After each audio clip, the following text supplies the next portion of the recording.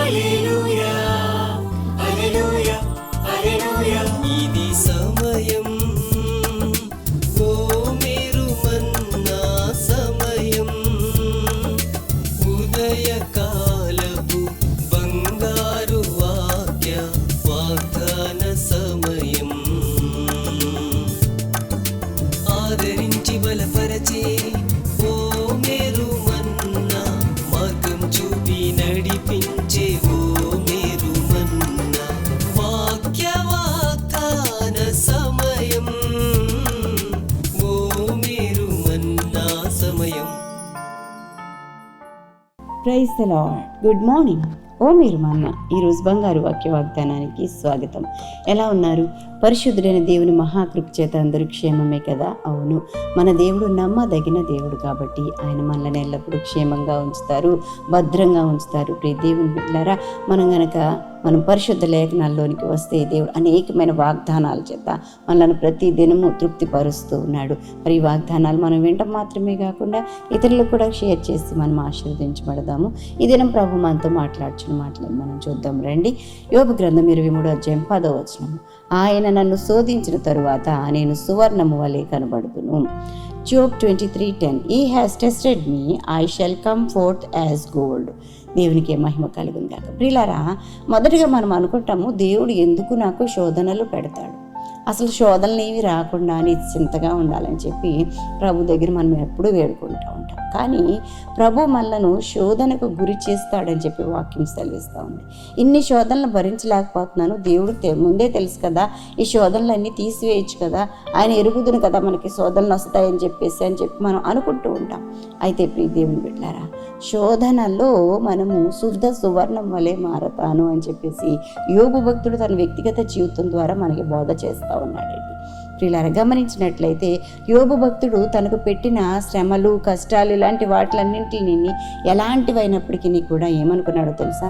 తన నీతి, నిజాయితీని, నిర్దోషత్వాన్ని, మరి నీతి న్యాయ యథార్థతలను కలిగి జీవించడాన్ని నిరూపించుకోవాలని కోరుకున్నాడండి. అందుకే మాట మాత్రం కూడా ఆయన తప్పిపోలేదు. ఇలా ఆయన అంటున్నాడు కదా, ఈ శోధనలన్నీ నాకు రావడం వలన నేను ఎంతో సంతోషిస్తున్నాను, ఏమీ బాధపడట్లేదు. ఎందుకు అంటే తాను బంగారంతో పోల్చుకుంటున్నాను, నేను శోధించిన తరువాత సువర్ణము వలె కనబడుదును అన్న మాట చెప్తా ఉన్నాడు. ఏమిటి సువర్ణంతో పోల్చుకోవడం అని కనుక ఆలోచన చేస్తే పిల్లరా, బంగారాన్ని తీసుకెళ్ళి మరి ఆ మంటలో వేసేస్తే, లేకపోతే ఆ యొక్క కొలిమి గుండగా పంపిస్తే ఏమవుతుంది? అది శుద్ధ సువర్ణముగా మారిపోతుంది.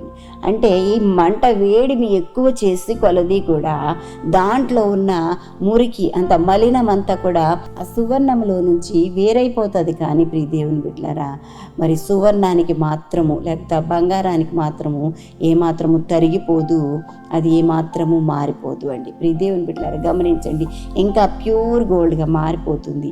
అంటే ఆ యొక్క వేడిని ఇంకా హెచ్చయ్యే కొలది కూడా దాంట్లో ఉన్న మలినమంతా పోతుంది. ఈ రోజున ప్రభు నీతో నాతో ఎందుకు ఈ విధంగా మాట్లాడుతున్నాడంటే, ఈ శోధనలు నిన్ను సంపూర్ణంగా మారుస్తాయి, ఈ శోధనలు నిన్ను ఇంకా సానబెడతాయి, ఇంకా ప్యూరిఫై చేస్తాయి అని చెప్పి ప్రభు నీతో మాట్లాడుతూ ఉన్నాడు. కాబట్టి ప్రియులారా, మనము శోధనలను సహించుకునే వారంగా, శోధనలో మన నీతి న్యాయ యథార్థతలను కనపరిచే వాళ్ళంగా ఉండాలి అని చెప్పి దేవుని యొక్క వాక్యము యోబు ద్వారా మనతో మాట్లాడుతూ ఉంది. ఆయన నన్ను శోధించిన మీదట నేను సువర్ణము వలె కనబడుదును. దేవునికి స్తోత్రం కలుగును గాక. మరి ఈ ఆశ ఎంతమంది కలిగి ఉన్నామో ఆలోచన చేయండి. పరిశుద్ధ లేఖనం కనుక మనం చూసినట్లయితే యాకోబు పత్రిక 1:3 మీరు నానా విధములైన శోధనలో పడినప్పుడు అది మహా ఆనందం అని ఎంచుకోండి అంటా ఉన్నాడు. ఎవరైనా ఎంచుకుంటున్నారా? శోధన వచ్చింది, జేజేలు కొడతామా? కొట్టాం కదా. అయితే పిల్లరా, అయినప్పటికీ విశ్వాస వీరులు అయితే ఆ శోధనలో ఓర్చుకుంటారు, ఆ శోధనను సహించుకుంటారు, ఆ శోధనను జయించుతారని చెప్పి వాక్యం తెలియజేస్తూ ఉంది. మీరు మహా ఆనందమని ఎంచుకోనండి. అంతేకాదండి, ప్రభు వాక్యం ఏమని చెప్తుందంటే, పేతురు రాసిన 2వ పత్రిక 2:9 భక్తులను శోధనలో నుంచి తప్పించుటకు ప్రభువు సమర్థుడు అని చెప్తా ఉంది. శోధన వస్తే ప్రభు ఏం విడిచిపెట్టాడు, నీ ప్రక్కనే ఉండి ఆ శోధనను ఎదుర్కోవడానికి కావలసిన సామర్థ్యాన్ని అనుగ్రహిస్తాడు, వాటి నుంచి అవసరమైతే తప్పిస్తాడు. దానికి ప్రభు సమర్థుడు. కాబట్టి ప్రియులారా, దేవుని యొక్క వాక్యంలో ఈ రోజున ప్రభు మనతో మాట్లాడుతున్నాడు. మనం అనుకుంటాము వాక్యం వింటున్న ప్రతి ఒక్కరి జీవితంలో ఏదో ఒక శోధన, ఏదో ఒక అవమానం, ఏదో ఒక నింద ఉంటూనే ఉంటుంది. అయితే ప్రియులారా, వీటన్నిటిని నువ్వు సహించుకున్నప్పుడు శుద్ధ సువర్ణం వలె మారుతావు, నువ్వు ప్యూర్ గోల్డ్గా మారిపోతావు ప్రియులారా. కాబట్టి ఎవ్వరు కూడా శోధనను బట్టి కృంగిపోవద్దని చెప్పి తెలియచేస్తా ఉన్నాను. దేవుని యొక్క వాక్యం చేత మీరు విజయ పదంలో నడవండి, అద్భుతమైన ఆనందం అనుభవిస్తామండి.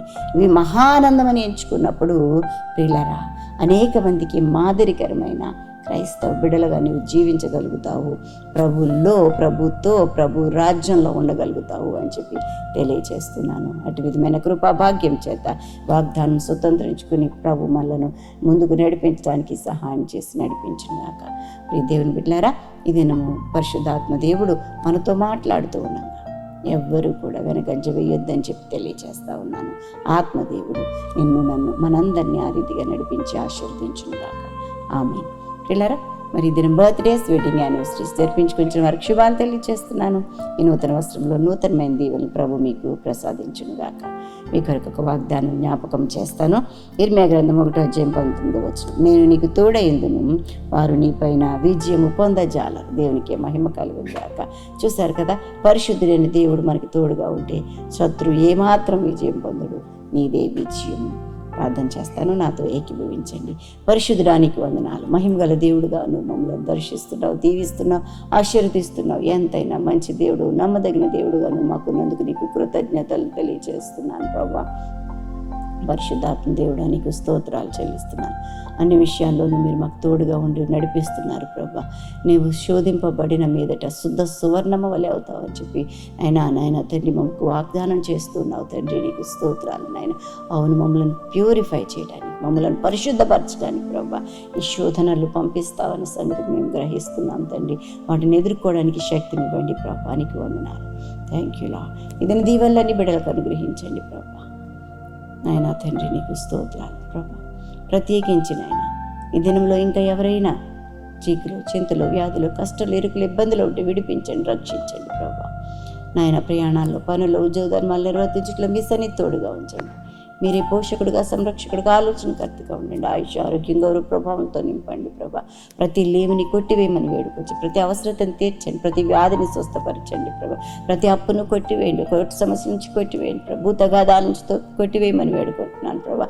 సాతాన్ని అంధకార చీకటి శక్తుల్లో నలిగిపోతున్న బిడ్డలకు విడుదల కలుగచేసి మహిమ పొందుకోమని మీ మహిమగల హస్తాలకు మమ్మల్ని మేము సమర్పించుకుంటూ పోషకుడుగా, సంరక్షకుడుగా, ఆలోచనకర్తగా ఉండండి. ఆయుష్, ఆరోగ్యం, గౌరవ ప్రభావంతో నింపి నడిపించండి. యేసు నామం అడిగి వేడుకుంటూ ప్రార్థిస్తున్నాం తండ్రి. ఆమేన్. మన తండ్రిని దేవుని ప్రేమ, కుమారుడైన యేసుక్రీస్తు కృప, పరిశుద్ధాత్మ దేవుని నిన్న సహవాసం బిడ్డలెల్లరికూ సదా తోడై ఉండునుగాక. ఆమేన్. Have a blessed day. God bless you all.